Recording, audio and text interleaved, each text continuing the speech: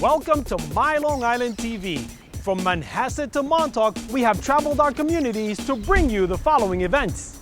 I'm your host, Waldo Cabrera. MyLITV starts now.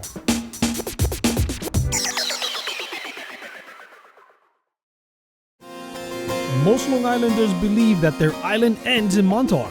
The truth is that at the easternmost part of the town of Southold, very close to Connecticut, lies the famously shy and beautiful Fisher's Island. If you truly want to get to know a community, always start with the school.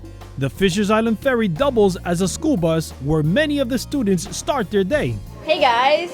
Hey! You ready for school? Yeah! What time did you wake up this morning? It's 5:30. How long is your commute to the ferry? About half an hour. So what's your favorite thing to do on the ferry? Probably listen to music and talk to my friends. How about you? I just usually chill with my peeps. Bound by the ferry schedule, these dedicated youngsters start their daily journey around 5:30 a.m. They get on the 7 a.m. ferry to the island, and in the afternoon, they take the 4:45 ferry out and make it home just in time for dinner. Fisher's Island School educates about 72 students. The grades are K through 12. Half of them come from Connecticut and half of them live on the island. They're getting a highly personalized and dynamic education here because we can individualize. For instance, our students had great success on the Regents exam. 100% of our 11th and 12th grade students took physics last year. They elected to take that very challenging subject, and 100% of them passed the physics Regents test. We're very proud of that. The community gives us so much, and they have such a tremendous support of our school, and they're very interested in our students that we feel very strongly that they give back to this community in whatever ways they can. The last day of school last year, we asked our students to go out and clean up the island. So we did that for the entire morning and then celebrated that commitment to the community with a picnic on the beach.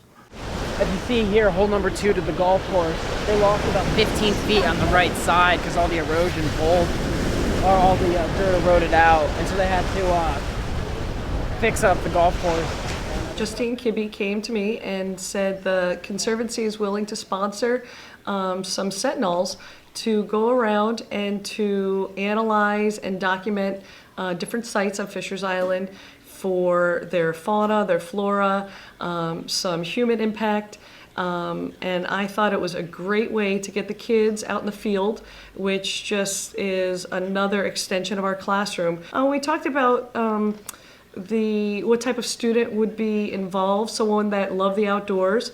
This was rain or shine. This was not just during summer sunny weather. That's someone who's physically fit because you had to bike to multiple sites around the island, and someone who had a genuine interest in the ecology of the island. I have an 11-hour day out here on the island, and after 6 years of being with the same people on the island, you grow to love it, but you do care for it. If anyone's missing their iPod screen cover, we found it.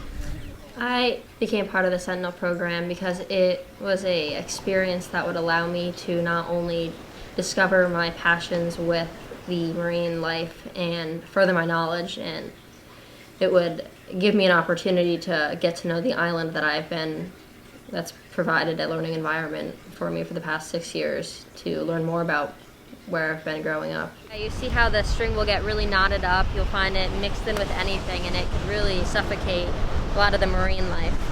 After telling students about what I did, I know there are some younger students who are interested in the position, so it'd be great to work with them this upcoming summer, to work with them in the beginning, to hand it down to them, show them the steps in the process, so then they can then lead and continue the program. I'm actually going to be taking the data that I collected and data from over 40 years ago and analyzing it and looking for trends. It'll be part of an independent study that I will do on my free time and get credit for it.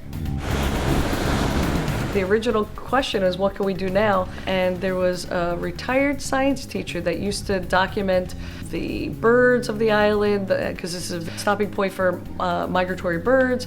He took water temperatures, and I said to Olivia, I know they've archived that in the Fisher's Island Museum. Let's try to maybe get a hold of that, and then you can maybe extrapolate or see trends over longer periods of time. The school is embracing the Renzulli learning, which is allowing the students to find a passion and pursue that passion. This is a perfect example of an independent study that Olivia is able to do, and we're encouraging more students to do it in the future.